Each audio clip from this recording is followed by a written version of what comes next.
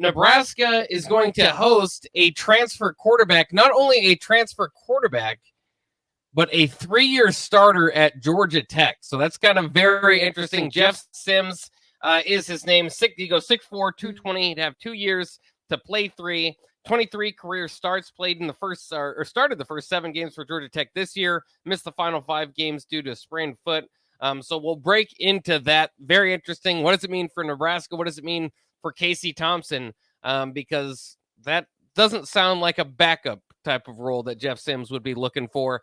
But let's first welcome in Rico and get caught up on what's going on with Husker volleyball taking on Oregon, the Pac-12 champs, right? Pac-12 runner-up. Stanford. Okay, Stanford is the Pac-12 that's champs. right. Well, I forget Stanford is a thing sometimes. Yeah. Nebraska had about a 4-point lead in this fourth set. They're up 2-1.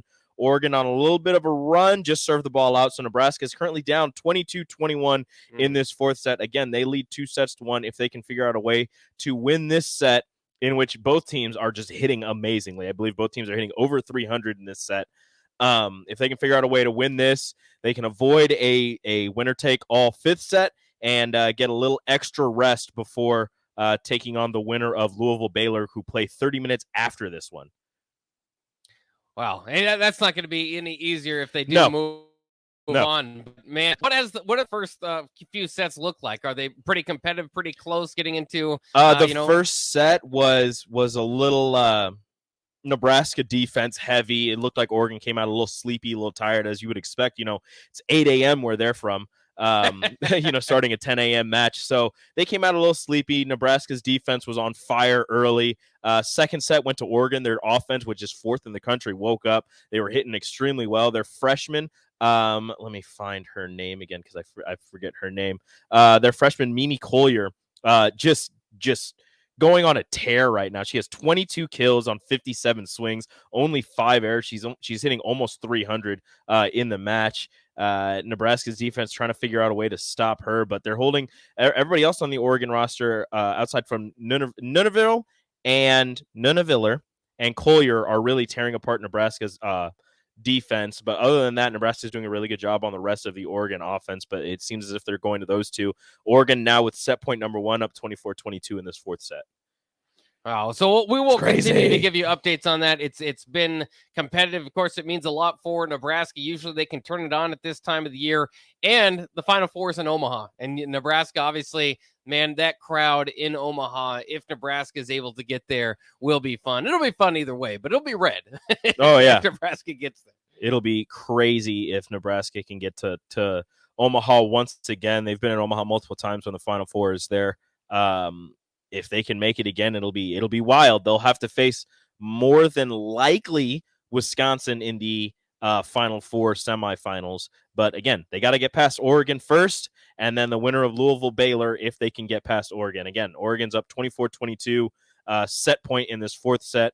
If they win this, they go to a winner-take-all fifth set. Also, as of note, former Cowboys head coach Jason Garrett has come to the forefront, maybe for the Stanford job. We talk about Stanford volleyball, now transitioning to football. So I think that would certainly be interesting to see Jason Garrett on the college sidelines. Other headlines from today: Jaquez Yant enters the transfer portal. He becomes, I believe, the 11th player to enter the transfer portal. Since it's opened up since the end of the season. Of course, IGC also in there. So a total of 12 scholarship players in the transfer portal for Nebraska, as I don't think IGC has found a home yet. So not we'll quite see yet. Where that goes. Crazy. Just as far as I didn't expect to see this. Jeff Sims, of course, among many starting quarterbacks entering the transfer portal. And he was the starting quarterback at Georgia Tech. I was talking about this briefly. He's expected to come into Lincoln this weekend, along with a lot of other. I mean, it's a big recruiting weekend for Matt Rule. We've talked about kind of the slow start, maybe for him, as many see it after this weekend. If they can nail down a few of those guys, then that would be huge. Malachi Coleman, Cameron Linhart, former Nebraska commit's going to be in town this weekend. Tristiano Alvano, the kicker, of course, from that West would be Side. a big one. Jalen Lloyd, also from West Side. Yeah, Jalen Lloyd. It's a big recruiting weekend. Elijah Judy, the Texas A&M defensive lineman, but Yep. It's just got even bigger. Earlier, we learned Johnny Cornelius, the Rhode Island offensive tackle, one of the biggest offensive linemen in the portal, was going to be visiting. He got like 20 offers in the first like 10 minutes he was in the portal. Yeah, he's 6'5", 310. Obviously, a two-year starter at Rhode Island, and I know you can mock Rhode Island all you want, but then on the other hand, you say, well, we're gonna get guys out of JUCO. Well, Rhode Island, is just better than JUCO level, exactly, so. and he's only allowed 1 sack in like 500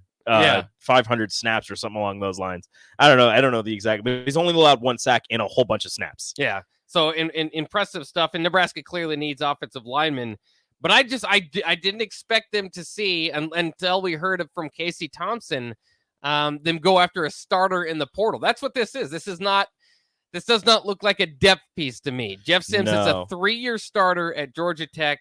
His stats might not blow you away. Remember, he's playing at Georgia Tech, who, from his entry point, I'd have to go back and look at when they've been transitioning from the triple option offense. It's been a few years now, as their coach has even been fired through that that transition.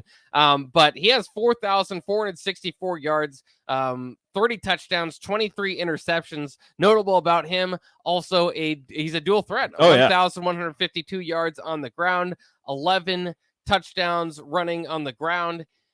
That's a starter in the portal. What do you make of it? I'm going with, they are bringing him in to visit and looking at him just to keep their options open in case Casey Thompson doesn't come back. You don't want to wait for him to make his decision and then not have a backup plan, not have anybody in the works for if he decides not to come back. So you bring quarterbacks in, you bring people in, you look at him, you talk to them, you gauge their interest, and then you try to see where Casey Thompson is leaning. Is he leaning towards, maybe another transfer? Is he leaning towards going to the NFL? Is he leaning towards coming back? You try to figure out exactly where he stands, and then you make your decision from there. Because, again, you don't want to be left out on an island if he decides to leave and you weren't talking to any quarterbacks. Yeah. Because then you're going to have to get, the best of the rest and not, the best of the best, the guy that you thought this guy will fit our offense. Well, guess what? He already committed to, so-and-so college.